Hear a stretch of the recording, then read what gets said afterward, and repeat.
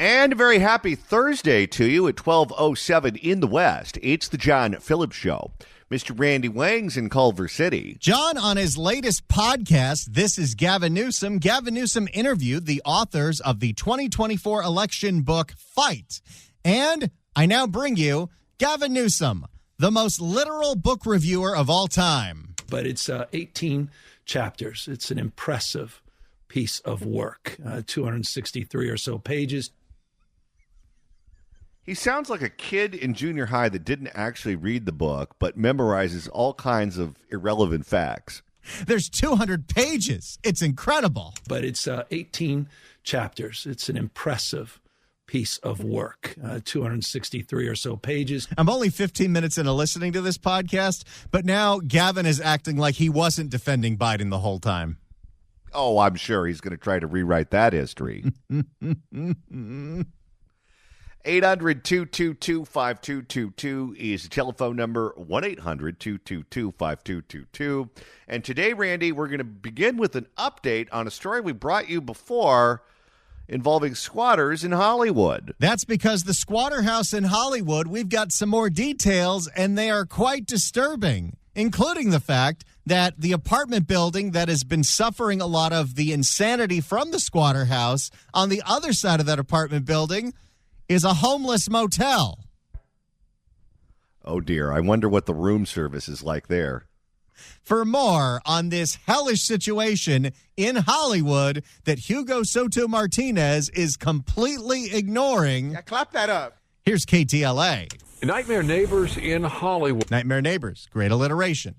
Not quite at Mark Brown levels, but good alliteration. Well, this is the gold standard. Naked and unafraid and just a feet away from the Beverly Hills border. As the tents go up, the clothes come off, and now outraged locals are fighting back against the nudity, narcotics, and negative impact on their businesses. You know, I'm actually glad we played that. Johnny, there's another update to the squatter house. Oh, yeah? There's naked people. Nightmare Neighbors in Hollywood. People are pleading for change after 2 vacant buildings have been taken over by what they're calling dangerous homeless activity. People who live near the noise say that they've called LAPD countless times and have even reached out to city officials, but nothing seems to change. Your first recourse should have been calling the news, not your last recourse. You knew Hugo wasn't going to do a damn thing, and Hugo was going to tell the police they're not allowed to do a damn thing either. If you call him, all he's going to do is he's going to tell you to check your privilege. You know, like when constituents were complaining about all the copper wire theft that was going on in Hollywood, or all the catalytic converter thefts. You know, let's criminalize catalytic converters. Let's criminalize copper. He is constantly in a neck-and-neck race with Ulysses for the worst member of the LA City Council. What should the winner get? A year's supply of turtlenecks? Unfortunately, the winner's going to get another term because they're both up for re-election. Great. KTLA's Alina Abovian joins us now in Hollywood with more. Alina. Hi there, Mike and Cher. And it really isn't just noise. It's they feel that their safety is at risk. Now, take a look behind me. You can see the 2 buildings right here. Despite the fact that they trimmed the hedges in order to see what activity is happening behind the hedges, people are still sneaking in. There's a gate, there's a fence, but it doesn't matter because they find ways into the property. And we saw it happen just earlier today. Why even have the fence? Is it just for decoration? It's a nightmare right now. That's what's going on. A nightmare is the only way residents on this stretch of Wilton Place in Hollywood can describe what happened to their neighborhood. It's a lot of noise, a lot of drug activity, a lot of criminal activity. Wait, drug activity and criminal activity? That's not something we could send the police out for? Oh, no. You see, those are crimes associated with poverty. Drug activity, a lot of criminal activity, and it's very dangerous. Jean Rice and her neighbors live in this building in between 2 vacant buildings, and this... Oh, God. At what point do you just pack up and move? Let me guess. Rent stabilization ordinance? Your neighborhood is not getting better anytime soon, lady. And this residential hotel, and say there is a constant stream of transients who have overtaken the neighborhood. Okay, you know that if the local news is using the T word, these people are doing bad stuff. Oh, yeah, something bad is about to be described in this report. If you want to be acknowledged as someone that we should feel sympathy for, you're one of our unhoused neighbors, an unhoused Angelino, as Lassa likes to describe it, what you should call them is a person experiencing homelessness. But as soon as you are doing criminal stuff and horrible things, oh, you're a transient. Oh, yes, two separate groups of people. They walk around unclothed. Told you there'd be naked people. Wait, it's a bum nudist colony? Yes. Are they playing volleyball, too? They walk around unclothed, and even when police come out, nothing changes. This woman tells They don't even Wait, they don't put on a bathrobe for the cops? Apparently not. While they're trespassing on private property. And let me give you another wrinkle to this story. Because the owner of the vacant property, he told a different news channel, I believe it was Fox 11, that he has had a permit that has been stalled in the city to demolish the property. And they won't allow him to do that? Yes. What do you think the interaction is like when the cops do show up? What's going on in there? I'm tanning my buns. Oh, apparently it's a little worse than that, Johnny. Let's continue. This woman telling us she sees it all from her second floor unit, where you can see the remains of several fires started allegedly by the transients. I don't even know if we need to say allegedly there. No. I don't know what the deal is with meth that causes them to want to start fires, but that seems to be their number one hobby. Well, number one, you have to start a fire, an intense fire, to ingest the meth because you have to melt those crystals so you can smoke them in the pipe that was provided to you by Barbara Ferrer. And then while you're holding the blowtorch, you get incredibly paranoid and start lighting everything on fire. Can't we just give them meth gummies instead? I don't know if that's a thing. Someone should figure that out. Because if we could just put the meth in the gummy bears that taste like strawberry, then maybe they'd stop burning our state down. No, they'll still find a way. Meth makes you so paranoid you want to light everything on fire. It's not only... It's, fentanyl, as dangerous as it is, you fold over and you probably OD. But it's the meth that makes you want to destroy everything. It's not only drugs, guns, there were snuff films. Wait, what? Snuff films? Snuff films? What, so they turned it into a dirty movie theater too? That isn't a snuff film. That's not like a porno. That's where like somebody's filming like a murder or something. Wait. Okay, give me a definition. Find out on Urban Dictionary what it says for snuff film. Okay. 'Cause I always thought snuff film was rough sex. Okay, a snuff film, a snuff movie, or a snuff video is a type of film described as being used for profit or financial gain that purports to show scenes of actual homicide. Oh, dear.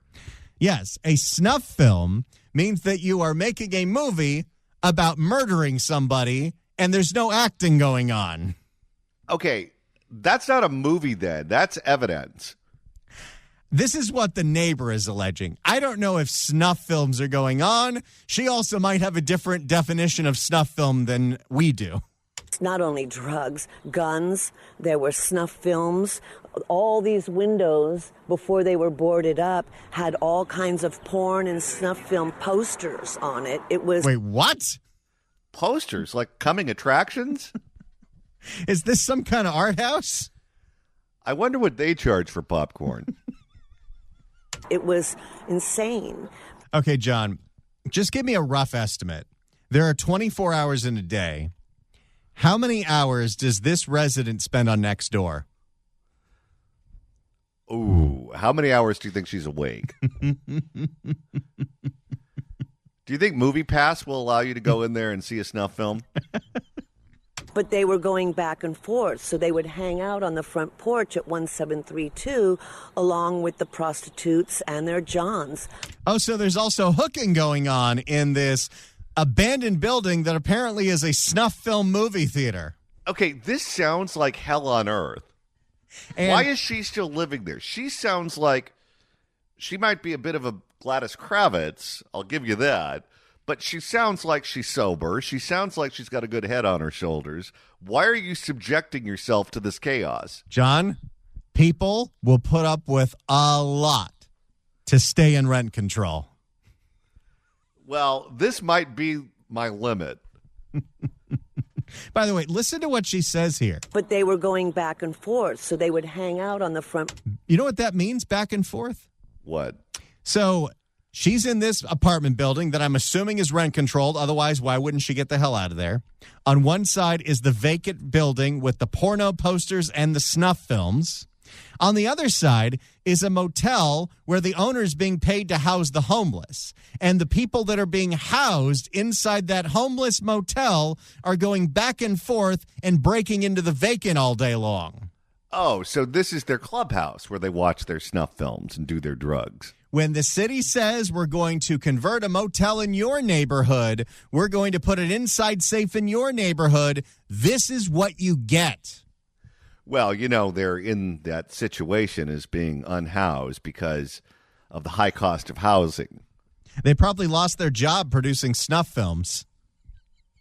But they were going back and forth, so they would hang out on the front porch at 1732 along with the prostitutes and their Johns all day. So it's an interesting question because it's something that we actually have data to back up on in San Francisco, but I'm sure it's as true here. How many of the homeless that are loitering around doing drugs on the streets already have housing? Oh, I'm sure it's a huge percentage of them. They're in the encampments because that's where the drug activity is. That's where the illegal activity is. That's where it's fun. They probably store all of their stuff in the motels and occasionally light them on fire, but they're social in the encampments. Well, we just had that story. It was about a month ago where there was a homeless fire under the 405 near the VA where they had just put up one of these fancy homeless housings. And it turns out one of the people who lived in that building would go out to the encampment every single day for drugs. all day. Sometimes they would be awake for days. They say, yeah, that's meth. I think we were aware of that. They say the owner of the building next door is receiving government subsidies to house the homeless, but isn't doing enough to maintain safety standards. Why should he? No.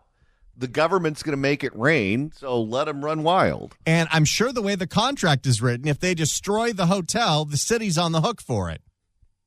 If you're wondering why L.A. is broke, here you go. As for the two vacant buildings, KTLA received this statement. I think the city of San Francisco, when there was COVID going on and they did all the initial Project Room Key and Home Keys and converted motels to homeless housing, the city was on the hook for hundreds of millions of dollars to damage to those hotel rooms. I can only imagine what we're going to have to pay in Los Angeles when Project Room Key is said and done. As for the two vacant buildings, KTLA received this statement from Councilman Hugo Soto Martinez's office, saying in part, this property has become a serious concern for neighbors, and we're taking urgent action through multiple routes to address this public safety matter as quickly as possible. No, you're not. It doesn't sound like they're doing anything. First, our office is coordinating with the Department of Building and Safety to begin the formal process of declaring this property as a public nuisance. Really? That's the best you can do when they're snuff filming in there? You can't make one call and have that done in a day? Oh, if he wanted to, he could. But no, he's going to drag this out because he doesn't actually care. The case is expected to go before the Board of Building and Safety. Believe you me, you hear about a story like this in Tracy Park's district, Tracy Park does something about it. She gets results. The case is expected to go before the Board of Building and Safety Commissioners in May. Wait, hold on a second. When is that going to happen? The case is expected to go before the Board of Building and Safety Commissioners in May.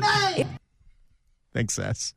If approved, she gets the assist. If approved, the city can then place a lien and take the immediate steps to secure this site ourselves. There's no way that's the only way to go about this when there is tons of illegal activity going on where people were trespassing on a private property.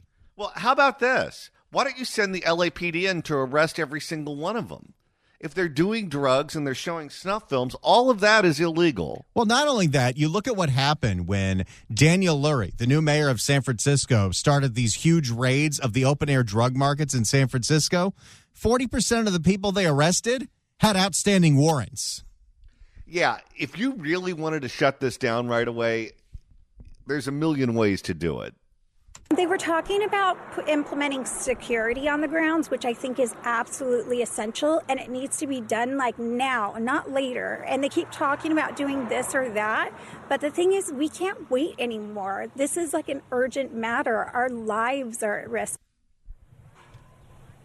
And not only are they seeking security, but the residents here say they want legal representation if there's an attorney out there that would like to speak with them regarding their rights. Would anyone like to sue the city of Los Angeles? You have some people that would like to sign on to a class action lawsuit, and we know the city likes to settle. That's part of why we're broke. Oh, they pass out money like it's Halloween candy. There you go. That's what's happening in the squatter house that now, according to one neighbor, is a snuff film house. Yeah, clap that up. As I like to say, another totally normal day here in the insane asylum. If you'd like to email the show, you can do so at johnnydon'tlikeshow@gmail.com. That's johnnydon'tlikeshow@gmail.com. And Randy, even though it's Thursday, it feels like the weekend is almost here. So if you're trying to make plans for your weekend and you have long car trips coming up and you want to listen to us over the weekend, even though there's no live shows, you can still do that. All you got to do is search for The John Phillips Show wherever you get your podcasts, Apple Podcasts, iHeart, Spotify. Search for The John Phillips Show, hit subscribe, and fill up your phone with hours of us. Otherwise, you got to listen to Pamela Price. She called me a crime boss.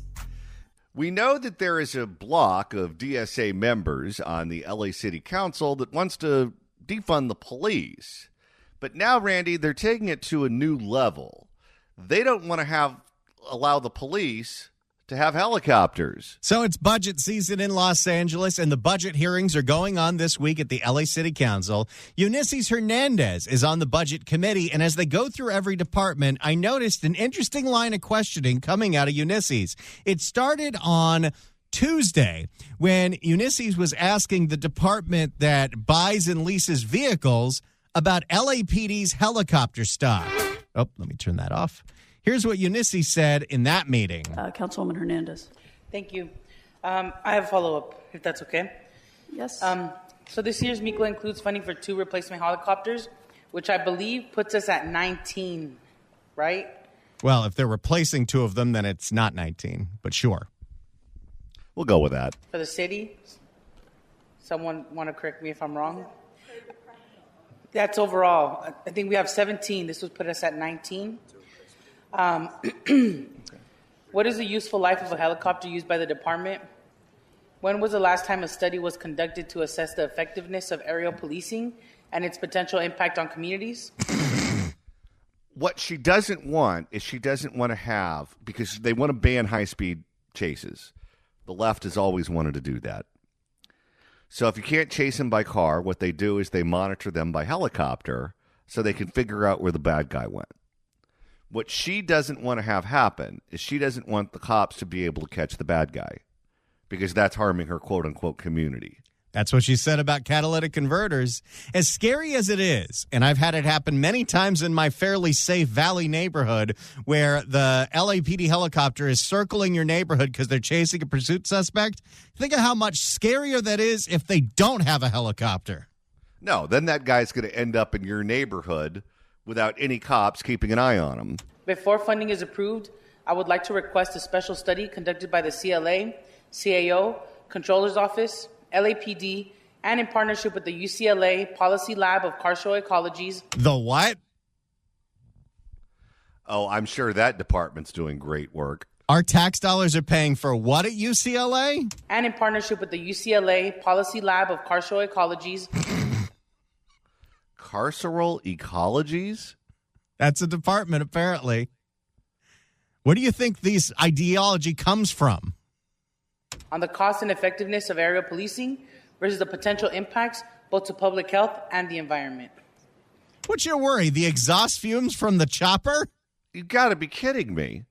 So that was just in front of the committee that deals with buying and leasing vehicles.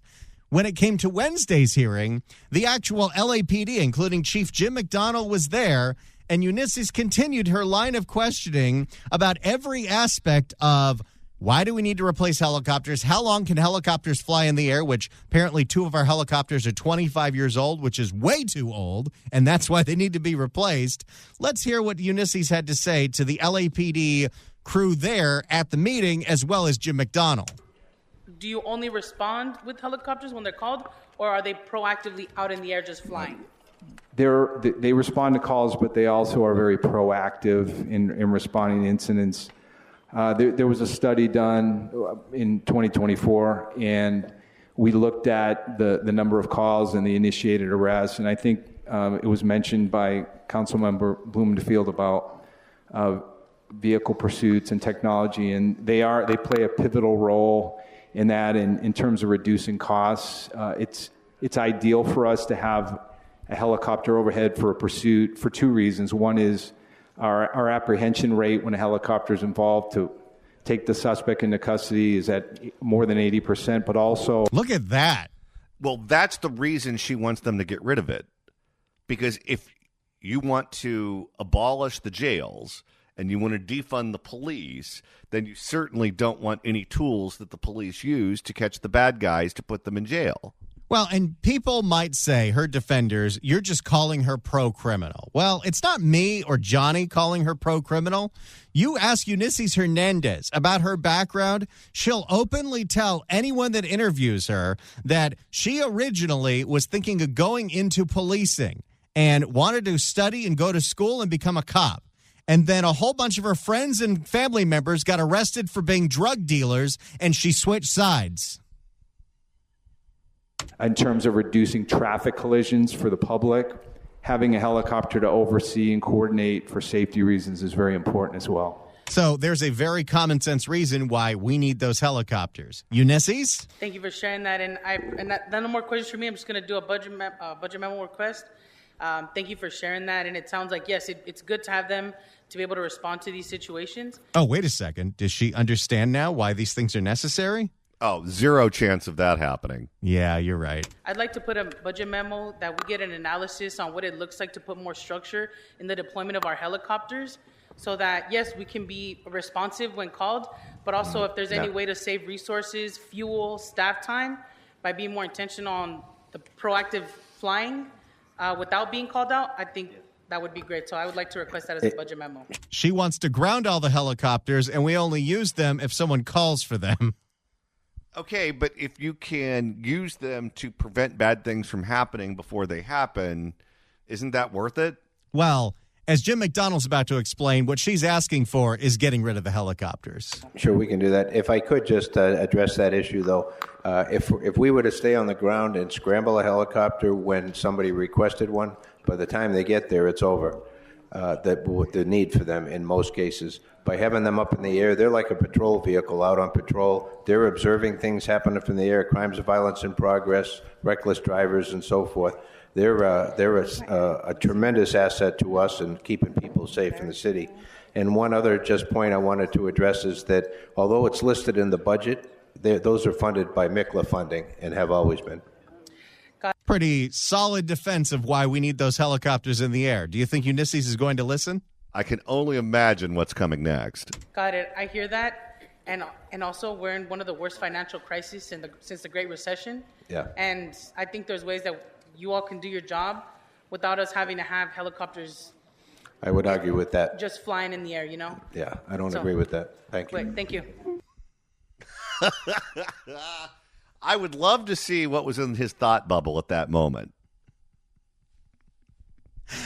He is so diplomatic because he has to be. But even then, even as an appointed police chief, he is openly saying that's a terrible idea. I would argue with that. Just flying in the air, you know? Yeah, I don't agree with that. Thank you. Thank you. Good for him for standing up to her. She wants to ground all LAPD helicopters, which means we just won't use them, which means we can get rid of them. And we don't need helicopters in this city. Maybe we should do a pilot program because the LA City Council is so fond of those. And we block all LAPD helicopters from ever entering the airspace of Council District 1. I would imagine if you're the cops, you need the ability to respond to all kinds of things. So it's not just the patrol cars that they have. We know they have the SUVs. We know they have the motorcycles. I know the Long Beach Police Department has boats. They have the ability to search on the water. And, of course, they have the ability to be in the air. So if she thinks the only thing the cops need to respond to crime are patrol cars, older patrol cars at that. Oh, she wants to get rid of those, too. She was asking, do we really need to buy new patrol cars? And she also, at the same meeting, when they were talking about overtime, which obviously is something that is needed because the LAPD is so short-staffed, she says, I want to make it so you have to go through me before any overtime gets approved. Very user-friendly, that councilwoman. You know what? She got elected on this platform. We have nobody but nobody has themselves to blame except for everyone in Council District 1 because Ulysses wasn't shy about this. Because we are the defund the police people, right? And she's up for re-election in 2026. Someone can knock her out, but you better start organizing like today. Well, Randy, while we're talking about all the business going on before the LA City Council, why not talk a little bit about copper wire? So right now, the LA City Council is debating the budget. And while you hear about the $1 billion budget shortfall, the thing you have to understand is that's out of a $13 billion budget. So you might wonder, what are all the things that we are spending money on if we have to close animal shelters, close domestic violence shelters, and lay off crime lab people at LAPD? Well, one of the things that's getting $6 million out of the budget is labeled a project for the Olympics, and it's replacing all the lights on the 6th Street Bridge that got stolen by copper wire thieves. Uh-oh. Let's listen to Bob Blumenfeld question the city staff on this one. I wanted to also ask, how is the $6.4 million for lights on the 6th Street Bridge an Olympics project, and why does that cost so much money? Council member, that was designated by the mayor's office as a 2028 project. Because Wait, there's no Olympic events happening on the bridge? No, there's not. Because much like the Hollywood Walk of Fame, they feel it's a piece of critical infrastructure that will attract visitors during the 2028 games. The only people that go to the 6th Street Bridge are people that want to do street takeovers. Well, remember, there were so many street takeovers on that bridge that at one point, someone in the city government suggested the idea of just shutting the bridge down and just allowing them to basically take it over in perpetuity. Why is it $6.4 million for lights? That's the amount of money that is believed to be needed to... Doesn't this guy sound exactly what you would think a city accountant sounds like? 100%. That's the amount of money that is believed to be needed to restructure or reconfigure the lighting on the bridge to make it more less easy to vandalize and to destroy the lighing.